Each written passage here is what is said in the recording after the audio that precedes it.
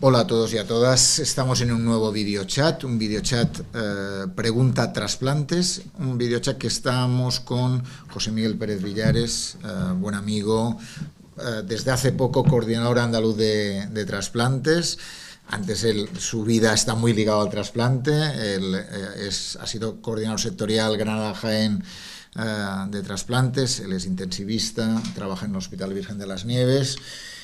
Persona que ha ahondado en el ámbito de la ética, de la gestión y un poco en ese sentido un placer tenerte aquí con nosotros para hablar de un tema importante en estos días que hemos hablado del Día Nacional del Donante, del trasplante, ¿no? Y que los temas de donación y trasplante son un elemento muy importante en este país, ¿no? Buenas tardes y gracias por la invitación, Joan Carles. ONT, la ONT es una institución fundamental en España. De alguna forma, diríamos, probablemente si valoramos la Organización Nacional de Trasplantes, diríamos tiene una valoración 10 con respecto a cualquier otra institución sanitaria en España, diríamos. Bueno, si 10 no sé, pero por encima 9 seguro, ¿no? Por encima 9 seguro.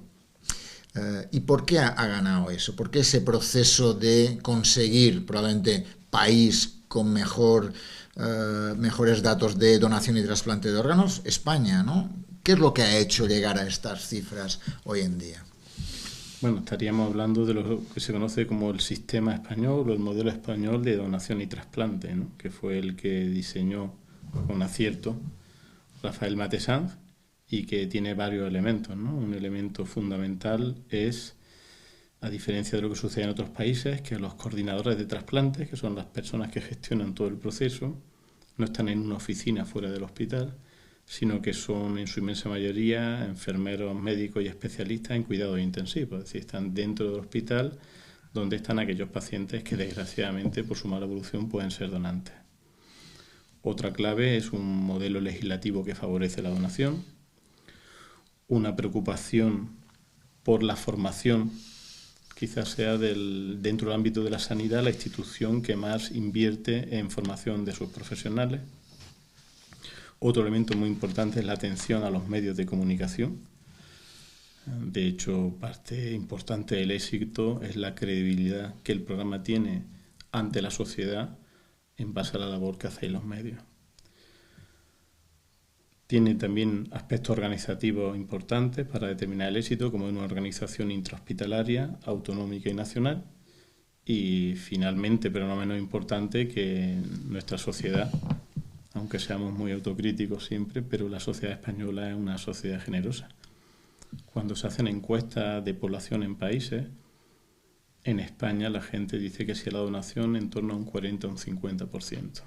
Pero cuando llega el momento de la verdad, con las cifras de hace 3 días, la donación es de un 90%.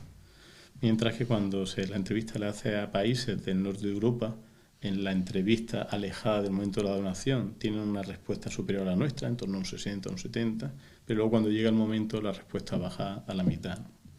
Incluso cuando tenemos pacientes, personas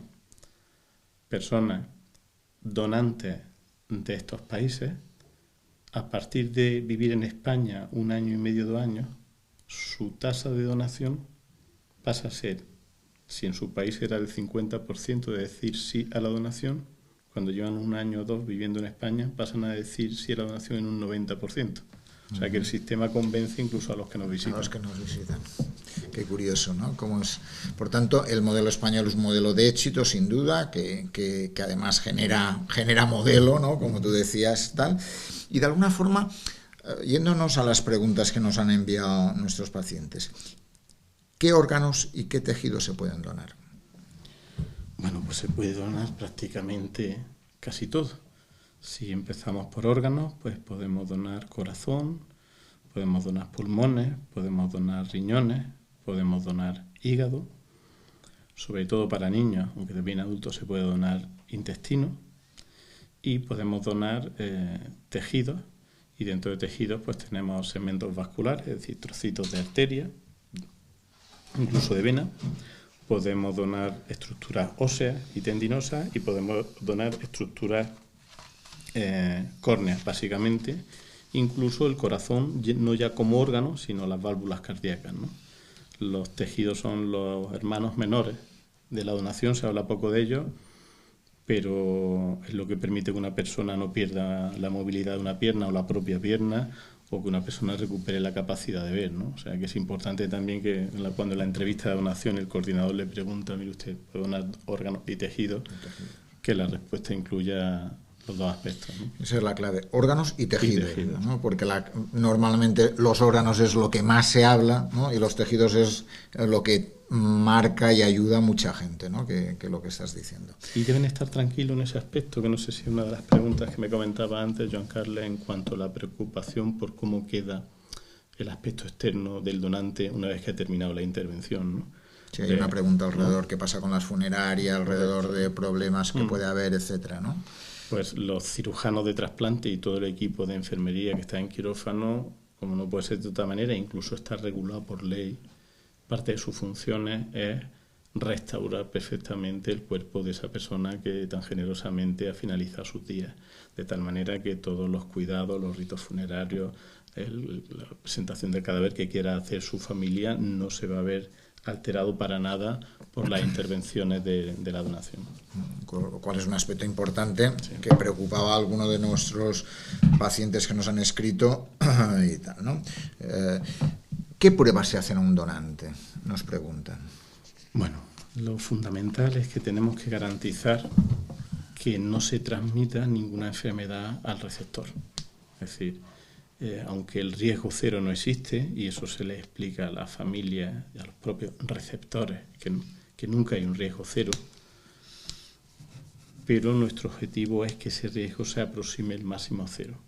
Y para ello tenemos, por una parte, garantizar la calidad de esos órganos y tejidos, es decir, que en base a las pruebas que ahora comentaré, nosotros aseguremos que van a funcionar perfectamente en el receptor, como digo, calidad, sino también con la seguridad, es decir, que minimicemos todo lo posible el riesgo de transmitir una enfermedad infecciosa o una enfermedad neoplásica, un cáncer, al receptor. Como digo, el riesgo cero no existe, desgraciadamente pues siempre salen algunos casos al año, ¿no?, que suelen salir en los medios porque es muy mediática, ¿no?, la noticia, pero el riesgo es de 0,0005, es decir, es mínimo. Algunos hay porque es imposible asegurarlo. Si una de las pruebas que hacemos un escáner, pues un escáner tiene una capacidad de resolución de milímetros, pero es que los tumores, al principio del crecimiento del tumor, el tamaño es mucho más pequeño que milímetros. Entonces, aunque en el escáner no se viera, trasplantado a un paciente que está con fármacos que bajan las defensas, podría, ¿no? Pero en cualquier caso, el objetivo es que ese riesgo sea mínimo. Con pruebas de imagen, se hacen escáneres, se hacen ecografías, con pruebas analíticas, vemos cómo está la sangre, vemos cómo están valores de la analítica que nos miden cómo funciona el hígado, cómo funciona el riñón. Entonces, eso se hace un análisis exhaustivo, que lo hace el equipo de coordinación de trasplantes, que son los que detectan al donante y hablan con la familia para pedir la donación. Esos datos también los valoran los equipos de trasplante, es decir, los cirujanos y los médicos que controlan el implante, y si todos estamos de acuerdo, procuramos buscar el mejor órgano para ese receptor, porque tenemos que ver también que, por ejemplo, el tamaño sea compatible. Si el donante es un señor de 2 metros de altura, pues sus órganos probablemente no sirvan para una chica joven de 15 años, ¿no? Eso hay que adecuarlo. O el grupo sanguíneo, ¿no? Los grupos sanguíneos tienen que ser compatibles.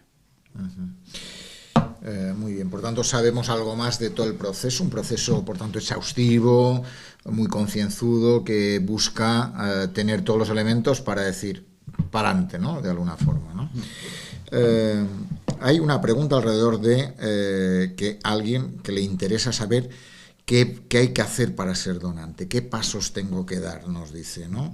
Lo puedo hacer por teléfono, tengo que entrar en internet, ¿cuál es el proceso a seguir para que yo, que quiera ser donante, lo pueda ser?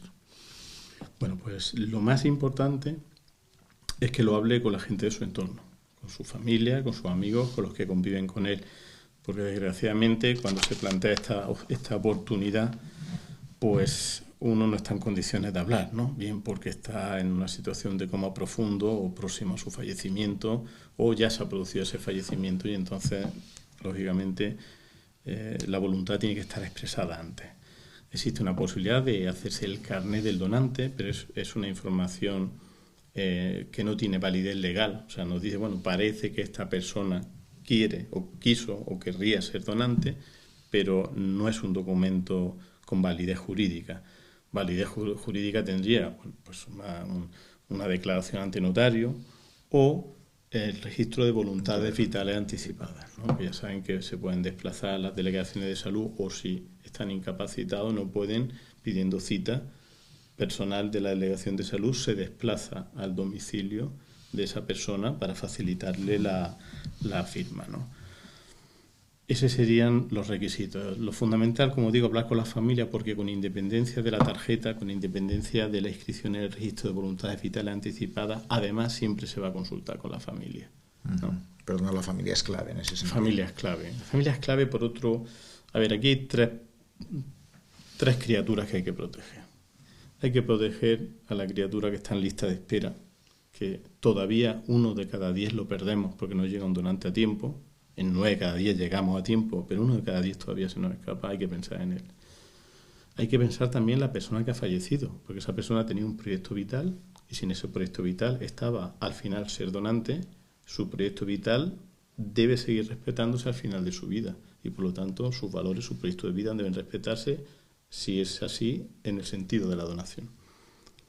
Pero es que hay una tercera criatura. Esa tercera criatura son las propias familias de esa persona que ha fallecido. Esa familia está en un proceso de duelo y si el trato que tenemos los coordinadores, ¿no?, los equipos de coordinación con esta familia en cuanto a cómo presentarles la consulta sobre la opción de la donación la hacemos adecuadamente y ellos se pueden expresar adecuadamente, en un futuro ese duelo se va a realizar de mejor manera, con lo cual, yo digo, con independencia del registro de voluntades vitales, siempre vamos a hablar con la familia y les vamos a hacer partícipe de la consulta para la toma de decisiones. Con lo cual es un momento muy importante, ¿no? Muy importante.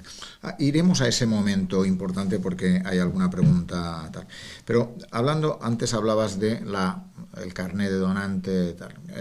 ¿Qué es eso? Nos preguntas cómo se puede conseguir. Has dicho que eso no tiene validez jurídica. La clave va más ligada a la familia o va más ligado a una declaración notarial o una idea más ligada a las decisiones que uno toma, la decisión vital, ¿no? Un poco, ¿qué es eso de la tarjeta? La tarjeta es una tarjeta plastificada, como la de los bancos, ¿no?, donde dice yo soy donante de órganos y donde firma y pones tus datos personales. Eso lo puedes recoger en cualquier oficina de coordinación de trasplante de cualquier hospital o la mayoría de asociaciones de trasplantados o de enfermedades que llevan a trasplante, pues también las entregan, ¿no? Ya digo que lo más importante, porque aunque esa persona tuviese en ese momento el carnet en el bolsillo, preguntaríamos a la familia. Pero vamos, el sistema sería o bien en la coordinación de trasplantes o bien en las asociaciones de trasplantados, donde podemos seguirlo. Nos pregunta también, y es, ¿qué personas no pueden ser donantes? Pues no pueden ser donantes pocas personas. Lo cual está bien, ¿no? Eso nos ayuda a mejorar los datos de los datos y a salvar a más gente, ¿no? Salvar a más gente y permitir a esas personas también respetarle su deseo de ser donante, ¿no? No deben tener ningún cáncer, ninguna neoplasia, aunque algunos tipos de cánceres muy localizados no excluyen la donación, pero al principio no deben tener un cáncer. Y no deben tener algunas infecciones que no podríamos controlar en el receptor, porque hay muchas infecciones que sí podríamos controlar con tratamiento antibiótico y que no contraindicarían. Hasta hace poco, si padecías una enfermedad por virus C, hepatitis virus C, no podía ser donante. Gracias al adelanto de la medicina y el tener un tratamiento curativo para la enfermedad por virus C, un donante podría ser virus C porque al receptor lo trataríamos si se transmitiera ese virus C y lo curaríamos, con lo cual cada vez tenemos más gente que puede ser donante, incluso la edad, que antes hace 30 años, por encima de 60 años era excepcional ser donante. Y hoy día tenemos un 20% de donantes se hace con personas de más de 70 años, ¿no? Y un 10% con personas de más de 80 años. ¿Por qué? Porque si la persona está bien conservada, sus órganos van a funcionar bien en el receptor. Si esa era su voluntad, pues la respetaríamos. Procuramos adecuar edad donante, edad receptor, ¿no? Los donantes mayores suelen donar a receptores mayores, pero esos receptores mayores tienen derecho a vivir, ¿no? Es decir, yo puedo tener 70 años y estoy en diálisis, pero mire ustedes que si a mí me trasplanta con mis 70 años, porque me han estudiado y los anestesistas han dicho que la cirugía es segura, pues en vez de ir 3 días a la semana a dializarme y no poder beber agua, me voy a ir 3 días a la semana a jugar al dominó y me voy a tomar 2 tónicas con limón cada día, sin problema, ¿no? Por tanto, el cambio es fundamental, ¿no?, en ese sentido. Tú antes comentabas el tema del momento tan importante de trabajar con las familias, ¿no?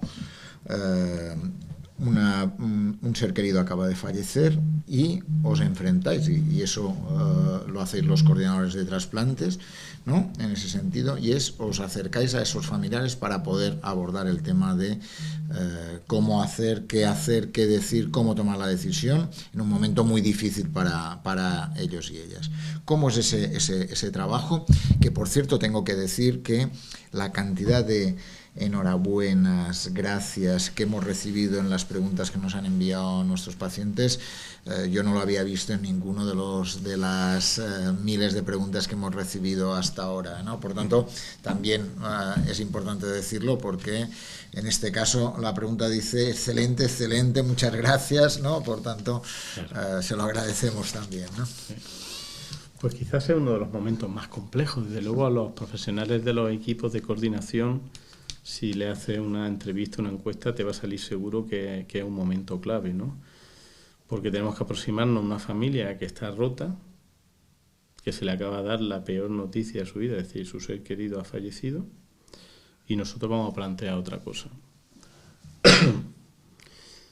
En ese sentido, lo primero que tenemos que ver es si esa familia en ese momento está en condiciones para tomar decisiones, porque nadie da de lo que no tiene. Y si tú estás en ese momento en una situación de shock, de sufrimiento, no tienes capacidad para tomar decisiones, no podemos pedírselas, con lo cual lo que hacemos es asistirle al duelo, se hace una asistencia inicial al duelo, y cuando pasan minutos, a veces algunas horas, y vemos que esa familia recupera un control de las emociones, o sea, el dolor ya no rompe tanto, ¿no? Y ya empiezan a preguntarnos, bueno, y usted, ¿y ahora qué hacemos, ¿no? ¿Y ahora qué viene? Pues en ese momento le ofrecemos la opción de la donación. Y le preguntamos, claro, la pregunta a veces la gente le entiende que si estamos preguntándole a ellos que si son donantes o no. Realmente esa no es la pregunta de si usted es donante o no, sino su hijo, su padre, su hermana, su marido. Si estuvieran aquí en este momento y le preguntásemos, dirían que sí a la donación. Bueno, el 90% de las familias dicen sí a la donación. Todavía queda un 10% que hay que trabajar, pero el 90% dicen que sí, que no sucede en ningún país de Europa, probablemente por la mezcla de todas esas características que me preguntaba antes, pero una básica es la credibilidad. Me gustaría decir aquí que el programa de donación y trasplantes también es un termómetro de cómo piensa la sociedad que funciona su sistema sanitario. Es decir, que nos quejamos del sistema sanitario, algunas veces con razón, hay cosas que mejorar, seguramente también con razón, pero no perdamos la perspectiva de que es un gran sistema sanitario. Si la gente no lo sintiera como tal gran sistema sanitario, no diría que sí lo no sería tan solidario. Es una forma como de devolver eso que reciben del sistema. El sistema me da, yo también participo de lo que yo puedo dar, ¿no? De alguna forma. Fíjate que en cualquier otra rama, la sociedad, cualquier tema de actualidad, la sociedad tiene su camino y la medicina tiene el suyo. Pero en esto, la sociedad y la medicina van de la mano, porque si la sociedad y la medicina no van de la mano, no hay donación y no hay trasplante. Quizás sea la única parte de la medicina en la que el paciente es pieza clave, la familia del paciente. Y probablemente ese es el momento más duro de tu trabajo. ¿O hay otros, además, añadidos? Hombre, es verdad que el peor momento en mi doble piel de coordinador de trasplante o de especialista en medicina intensiva, en cuidado intensivo, en la UCI, El peor momento es cuando le dice a una familia que a pesar de todos los esfuerzos del equipo, pues hemos perdido a su familia ha fallecido. O sea, es el peor momento. El peor momento, es decir, es una historia que se acaba y tú eres el que comunicas que esa historia se ha acabado, ¿no? Quizá la entrevista de donación es una forma de decir, bueno, igual esa historia no ha terminado del todo. Todavía se puede hacer algo y todavía podemos hacer algo por los demás. Entonces, en ese caso, quizás dentro de la dureza que es estar acompañando en el duelo a una familia con tanto sufrimiento, es verdad que también le ofrece un rayito de luz, ¿no? Que es la posibilidad de la donación. Y a veces, no es que lo pases peor, pero te remueve más emocionalmente familias que antes de que tú le plantees la donación, ellos son los que te dicen, mire usted, pues si ya no se puede hacer nada más por él, querríamos donar y querríamos ayudar a otras familias, sin ni siquiera habérselo pedido, ¿no? Y eso te provoca una resonancia emocional todavía más fuerte, ¿no? Como una familia, y cada vez son más, ¿eh? En unas circunstancias que son las peores en las que pueden estar, en vez de darle una patada a la vida, lo que dicen es, no, abrimos una ventana y vamos a intentar a ver si podemos darle luz y aire a otra familia, ¿no? Por tanto, es un momento difícil, pero es un momento que tiene algunas luces en ese momento, ¿no? Por tanto, de alguna forma también supongo que el papel de la formación, tú antes hablabas de la importancia de la formación que recibe la gente ligada al mundo de la donación y el trasplante, es un elemento muy importante y que tiene un valor añadido, ¿no? Probablemente una de las cosas sí es también hacer bien ese momento, tratar bien ese momento, ¿no? ¿No? En ese sentido, ¿no? Bueno, como señala, la ONT hace un esfuerzo importante en formación. De hecho, hay un curso específico, se llama Comunicación en Situaciones Críticas, donde se forma profesionales no solo de los equipos de coordinación, sino de las unidades de cuidado intensivo, de los equipos quirúrgicos, ¿no? Para ayudar a las familias en esos momentos de duelo. Pero por no pensar, ¿no? Hemos dicho que no nos vamos a poner un 10, ¿no? Que un 9 y pico, pues queda siempre trabajo por hacer. Y un trabajo es cómo se trabajan las emociones de los propios equipos de coordinación, ¿no? Cómo cuidamos al cuidador. Y ahí queda trabajo por hacer y de hecho hay gente en la escuela precisamente con alumnos que han hecho trabajo en ese sentido, ¿no? Encuestas para medir el grado de estrés, de sufrimiento que se padece en estos equipos, ¿no? Y seguramente hay que dar trabajo por delante para elaborar estrategias para que esos profesionales afronten ese sufrimiento que tú señalas, esos momentos difíciles, para seguir trabajando bien y no quemarse, ¿no? Minimizar ese dolor, ese momento, esas emociones que uno... de alguna forma, hay una pregunta que dice, tú que has sido coordinador de trasplantes de Granada y Jaén, ¿no? Ahora de toda Andalucía, preguntan... ¿Cuál es el papel del coordinador de un hospital? En este caso, tú eres responsable del Hospital Virgen de las Nieves, ¿no? Por tanto, seguramente tu nivel autonómico es otra responsabilidad de intentar que todo el proceso funcione, que las donaciones se mantengan y mejoren, que los trasplantes vayan bien, pero a nivel de un hospital, ¿cuál es el papel vuestro? Entonces, la labor del coordinador de trasplantes, y al principio de la entrevista decíamos que eran gente de cuidado intensivo, es primero detectar al posible donante. O sea, hay que un paciente, cuidado que va mal, que este paciente muy probablemente lo vamos a perder y vamos a estar pendientes porque si falleciera pudiera ser un donante, ¿no? Cuando ya ha fallecido, además de comunicar a la familia, ¿no?, el fallecimiento o ayudar al especialista intensivo en comunicar el fallecimiento, se responsabiliza o colabora en el mantenimiento del donante. ¿Eso que pues mira, es los cuidados intensivos de ese organismo, no ya como un organismo vivo, un paciente, sino como un conjunto de órganos que se están oxigenando y que se están irrigando porque ya hemos demostrado que no hay vida. Pero hay que seguir cuidando ese cuerpo sigue necesitando oxígeno, sangre, medicina. Ese trabajo lo hace también el coordinador. El coordinador también se encarga de hacer ese estudio que garantiza la seguridad y la calidad de los órganos. El coordinador de trasplantes también activa a la ONT para decir aquí hay un donante de estas características, revisa la lista de espera, a ver cuál es el mejor receptor. y tiene que organizar también la logística de quirófano, es decir, a tal hora se va a quirófano, a tal hora tiene que estar el anestesista, a tal hora entra el cirujano general, a tal hora entra el urólogo o el cirujano cardíaco, etcétera. Se responsabiliza de que los órganos salgan perfectamente identificados y conservados en unas maletas especiales, se asegura que lleguen a su destino, tiene que estar pendiente y responsable de la restauración del cuerpo del donante, y hace una cosa que la mayoría de las familias nos dice que le ayuda, que es cuando pasan, dependiendo del...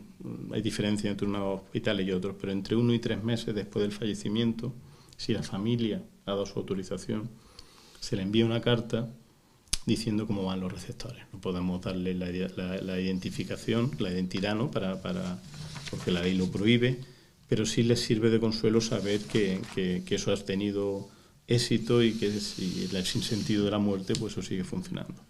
Y bueno, las 2 últimas cosas que hace un coordinador, que también son importantes, aparte, una, asesorar al hospital en cualquier materia en relación a donación y trasplante, y la promoción de la donación. Es decir, yo estoy aquí, pero aquí tenía que estar el doctor Ramón Lara, que es intensivista, coordinador intrahospitalario, de los que de verdad están con las familias, no como yo, que ya estoy en los despachos. Bien, pues esa actividad de promoción, o el ir a un instituto a dar una charla a alumnos, ¿no?, sobre el tema de la donación, o cualquier actividad promocional, debemos estar. Esas son las funciones de un coordinador. Muy bien, por tanto, panorama amplio y diverso, ¿no? Es decir, que de alguna forma, en ese sentido, has tocado algunos temas que nos preguntan. De alguna forma has dicho, contratamos con la ONT, vemos que va hacia dónde van, cuáles son las características de los órganos que tenemos, cuáles serían los posibles receptores, ¿no? De alguna forma, ¿no? Y nos preguntan, ¿qué pasa con los órganos que se extraen en Granada o en Andalucía? ¿Se quedan aquí? ¿Se envían fuera? Incluso preguntan, ¿se pueden enviar fuera de España? Preguntan. Sí, la pregunta es bastante interesante. Los límites hasta dónde se pueden enviar lo dan cuánto tiempo somos capaces de conservar ese órgano fuera del cuerpo. Porque si son unos riñones, podemos conseguir aguantarlos 20, 22 horas en unos líquidos especiales en frío. Pero si nos vamos a un corazón o un pulmón, ya estamos en un límite de 4 o 6 horas. Entonces, esa duración del tiempo, esa limitación del tiempo en que podemos mantener los órganos fuera del cuerpo del donante antes de ponérselo al receptor, nos limita la distancia. Sobre todo para pediátrico, trabajamos con el sur de Francia, el norte de Italia, con Portugal también se colabora, pero la inmensa mayoría de los órganos se quedan dentro de España, ¿no? De hecho, más de un 40% de órganos se trasplantan fuera de la comunidad. Es decir, si no se sirve como ejercicio de cohesión territorial, pero fíjate, ¿no? Y básicamente el primer criterio es la urgencia cero. Es decir, la urgencia cero es que hay un paciente en cualquier sitio de España que se está muriendo. Pues el primer órgano que se genere compatible va a ir para él, por encima de cualquier lista autonómica y local. Es decir, las urgencias ceros son los primeros receptores de esos órganos. Correcto. Y luego ya, dependiendo del órgano, en Andalucía, pues para pulmón, todo andaluz se trasplanta en el Hospital Reina Sofía en Córdoba, salvo que haya una urgencia cero, como hemos dicho, fuera de la comunidad. Para trasplante cardíaco tenemos Reina Sofía de Córdoba y tenemos Virgen del Rocío de Sevilla. Entonces, la mitad de Andalucía se trasplanta en Reina Sofía Córdoba, por ejemplo Granada, y la otra mitad en Virgen del Rocío Sevilla. Para trasplante hepático hay más equipos, hay equipos en Sevilla, en Málaga, en el Hospital Regional, en Reina Sofía de Córdoba y en el Virgen de las Nieves de Granada. Y para riñón son 5 hospitales: Puerta del Mar de Cádiz, Hospital Regional de Málaga, Virgen del Rocío Sevilla, Reina Sofía de Córdoba y Virgen de las Nieves de Granada. Entonces, una vez excluida la urgencia cero, pues nos vamos a ir fundamentalmente al nivel de gravedad. Se trasplantan los más graves primero, teniendo en cuenta siempre la idoneidad, grupo sanguíneo, tamaño, edad. Perfecto. Por lo tanto, 40% van fuera de Andalucía, lo cual es un elemento muy importante que tú decías, hablar de cohesión del sistema sanitario. Es decir, un órgano puede ir a cualquier sitio de España, y de hecho va a cualquier sitio de España, ¿no? Con el tema del tiempo que está fuera del cuerpo de la persona que ha donado los órganos, pero básicamente esa es la clave, ¿no? Y por tanto, un elemento de cohesión muy a valorar en un entorno en el cual siempre hablamos de la disgregación de las 17 comunidades autónomas que tienen elementos comunes muy importantes, y este es uno de ellos, ¿no? Has hablado otra cosa que nos preguntan también, y has hablado de conocer la identidad del donante, ¿no? O de que dais información a los familiares de la persona que ha donado los órganos sobre los receptores, de cómo están, pero sin entrar en conocer la identidad del donante, ¿no? Aquí lo que hacemos es respetar lo que dice la ley, ¿no? Y en el sustrato de la ley pues está respetar pues la vida de las personas, ¿no? Podrían producirse interferencias, lo que pasa es que, claro, en la literatura y en el cine pues este es un tema que da mucho juego y muchas personas piensan que tal cual sale en cine o literatura en la realidad, pero no sé, si te han trasplantado, pues bueno, pues tú quieres hacer tu vida y quieres seguir tu vida, ¿no? No necesariamente puedes estar interesado en conocer al donante o el donante al receptor. Pensamos que la mejor manera de que ambas familias, la familia del donante y el receptor de su familia, hagan su vida, ¿no? Y puedan empezar de nuevo y salir unos del duelo y los otros reiniciar su vida lo mejor posible.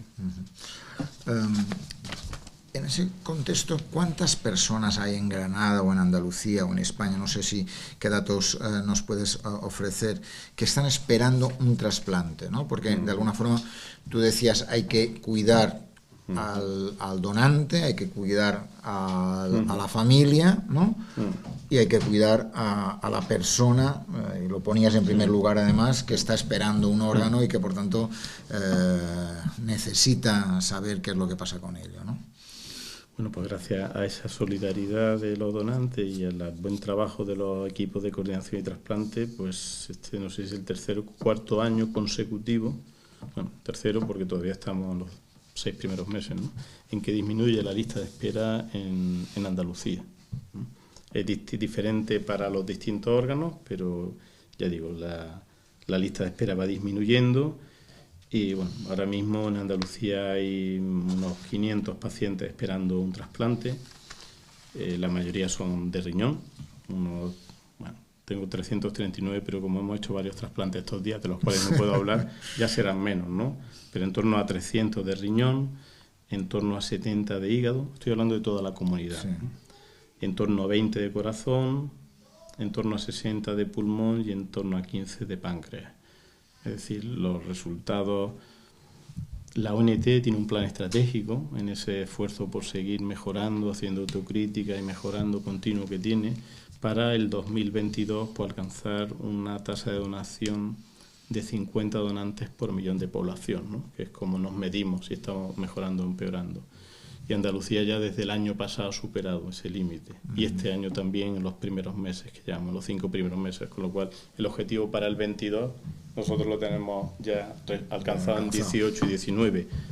Seguiremos aumentando, que no se trata de estar continuamente diciendo que batimos récords, ¿no? Eso hay que dejárselo a los deportistas. Nosotros tenemos que dar resultados en salud, que es nuestra responsabilidad. Pero bueno, lo que sí podemos comprobar es que estamos mejorando en cuanto a hacer más trasplantes, estamos mejorando en cuanto a que la lista de espera se está disminuyendo y la sociedad está siendo cada vez más solidaria en el sentido de que la tasa de aceptación a la donación pues está en ese rango del 90%. Por tanto, hay 500, has dicho, sí, ¿no? En torno a 500 personas que están esperando. Por tanto, la solidaridad de los andaluces o de los españoles es fundamental para conseguir disminuir esos 500, ¿no? Tú has hablado de lo que hace un coordinador de trasplantes, ¿no? Y has explicado muy bien cuál es el proceso a seguir, ¿no? Pero de alguna forma, ¿cuánta gente interviene en un trasplante? Que eso es una de las preguntas tal. Y también, seguramente, alrededor de cuánta gente interviene influye en cuánto cuesta un trasplante, ¿no? Claro. Mira, en lo más sencillo es imposible bajar de una docena, pero si vamos a un donante multiorgánico, de estos que pregunto antes cuántos órganos no se podían donar, pues de estos que donan la mayoría de sus órganos y tejidos, pues cerca de 100 personas, ¿no? Y estamos incluyendo no solo sanitarios, sino fuerza y cuerpo de seguridad del Estado, personal de aeropuertos, pilotos, tripulantes de cabina, conductores de ambulancias. Así, no todos son cirujanos, médicos, auxiliares, enfermeras, celadores, hay mucha gente. Entonces es pertinente la relación que me hace entre las dos preguntas, porque siempre hay alguien que comenta, es que se pagan miles de euros por un trasplante. Pero claro, no es que esos miles de euros se los den al cirujano, pobrecito, ya le gustaría, sino que esos miles de euros se reparten entre todos los profesionales que participan. Con lo cual, al final, quitamos bastantes ceros. Es decir, si fuera por dinero, Francia y Alemania, que son países mucho más ricos que nosotros, tendrían programas mejor que el nuestro. Y no es así. Porque el nuestro no depende del dinero, porque proporcionalmente se cobra por los profesionales sanitarios muchísimo menos que en países como Estados Unidos, como Francia o como Alemania. Y sin embargo, a pesar de se cobrar mucho menos, los resultados son mucho mejores. No solo en cuanto a tener donantes y hacer trasplantes, sino en cuanto a cómo funcionan los trasplantes en el receptor en los años siguientes. Es decir, el éxito de los resultados, los resultados en salud, ¿no? Correcto. Esos resultados, por ejemplo, para trasplante renal, son mucho más mejores en España que en Estados Unidos. Una vez ya trasplantado, funcionan mejor, ¿no? Entonces eso es importante. Hay que pensar que incluso el impacto que tiene globalmente en el Sistema Nacional de Salud, cuando tenemos una persona que está en hemodiálisis, al año hay que invertir 40.000 euros en esa persona para que siga sana, con su enfermedad sana, quiero decir, que siga viva, ¿no? Que siga viva, sí.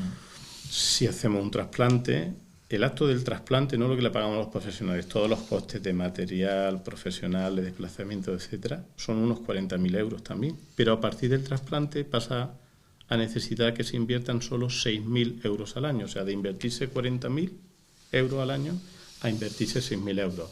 Sin hablar, lógicamente, de la vida y de la calidad de vida que ganamos. O sea, que solo con el trasplante renal sería rentable, que no es un término que me gusta utilizar, pero sería rentable el trasplante renal y el resto de trasplantes. Es la única parte de la medicina en la que la inversión genera un ahorro. Lo demás invertimos en salud. Pero eso nos genera un ahorro económico, ¿no? Y un ahorro importante, ¿no? Claro. Y un ahorro muy importante. Estamos hablando de cientos de millones de euros. Importante, cuando se habla de esa cuestión se tiene que entender, sin entrar en la calidad de vida de los pacientes, que sería otro elemento que se puede medir y que probablemente entraríamos en otras cifras, pero básicamente solo por el hecho de estar en diálisis o en hemodiálisis a tener haber sido trasplantado es un cambio importante en euros, ¿no? En ese sentido, ¿no? Es que hay que pensar que la persona que está esperando esa llamada de teléfono, una llamada de teléfono que es la angustia de tengo cobertura, no tengo cobertura, me quedo sin batería, no me quedo sin batería, pero es que no es una persona que esté como una flor, es una persona que si tiene el hígado mal está yendo todas las semanas al hospital a que le pinchen la barriga y le saquen líquido, o porque está vomitando sangre, porque se ha metido en coma, o una persona que va al hospital todas las semanas porque tiene asfixia. Es decir, estamos aquí para solucionar eso, y todo el esfuerzo que haya que hacer, pues lo haremos los profesionales, porque además, como hemos dicho antes, vamos de mano de la sociedad, y la sociedad se esfuerza con esa generosidad en esos momentos tan duros por seguir para adelante, pues el Sistema Nacional de Salud va detrás. Antes tú hablabas de la importancia de los avances que se hacen alrededor del trasplante, lo has explicado con el tema de la hepatitis C, ¿no? En el cual el hecho de que antes no podían ser donantes y ahora sí, ¿no? De alguna forma también se ha evolucionado en técnicas, ¿no? Cuando se habla de donación a corazón parado, eso de alguna forma también ha sido un avance, ¿no? Sí. De hecho, fíjate que hace 10 años eran apenas 4 o 5% de todos los donantes en España de un año eran de esos programas de donación en asistolia o donación a corazón parado. Y en estos momentos son 1 de cada 4, el 25%, ¿no? Eso es lo que nos ha permitido pues seguir aumentando el número de trasplantes para seguir disminuyendo la lista de espera.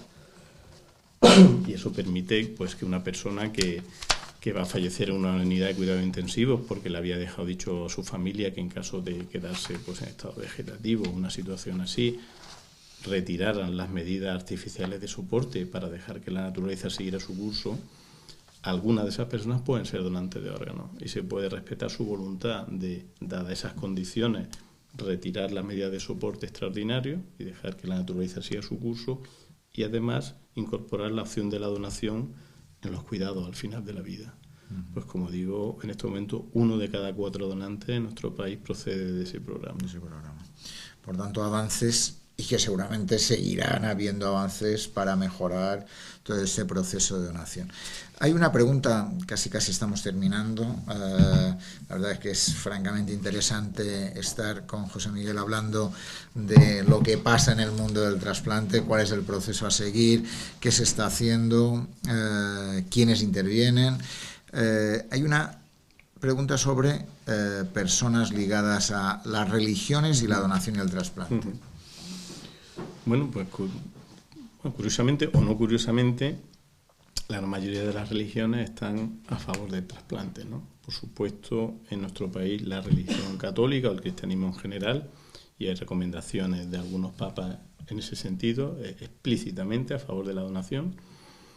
El Islam, a diferencia, o sea, también está a favor de la donación, lo que pasa es que cada referente en una mezquita es el que marca la línea a seguir. No están todos con una jerarquía a lo mejor más estructurada como la Iglesia, pero en general están todos a favor de la donación. Solamente hay algunas religiones que tienen la creencia en que el alma tarda 2, 3, 4 días en abandonar el cuerpo después del fallecimiento, pues por ese motivo están por motivos religiosos en contra. Pero el resto, el judaísmo, el cristianismo, el islam, las grandes religiones monoteístas están a favor de la donación. No sé si hay alguna cuestión que tú creas que no haya salido y que creas que vale la pena destacar. Casi hemos hecho un repaso a todo el proceso de la donación, hemos hablado de los donantes, hemos hablado de quién espera la donación, de los familiares, de quiénes intervienen, de cuánto se beneficia el sistema sanitario, de esa relación de cohesión que genera el proceso de la donación y el trasplante en el sistema sanitario. ¿Alguna cuestión que quieras añadir casi para cerrar este videochat? Bueno, que se hable del tema. Pasa como la muerte, ¿no? Y los cafés de la muerte, ¿no? Es decir, esto forma parte de nuestra vida y tenemos que incorporarlo. Hay un momento en que el pelo se nos vuelve blanco, algunos todavía lo mantenemos, otros pues clarean un poco y sabes que es una cosa que va a llegar, no puedes evitarlo. Pues esto nos va a llegar la muerte a todos, y en algunas ocasiones cuando nos llegue la muerte, puede ser nuestra muerte, puede ser la vida de otras personas, y sobre eso hay que hablarlo. Cuando en una familia lo han hablado, son esas familias que cuando llega ese momento desgraciado, el coordinador no tiene ni que preguntar, sino lo tienen clarísimo, no, mira, si esto lo hemos hablado, y él había dicho que sí. Entonces hay que hablar de estas cosas, porque al final hay que hablar de solidaridad y hay que hablar de una parte del ciclo de la vida por la que vamos a pasar todos seguro, ¿no?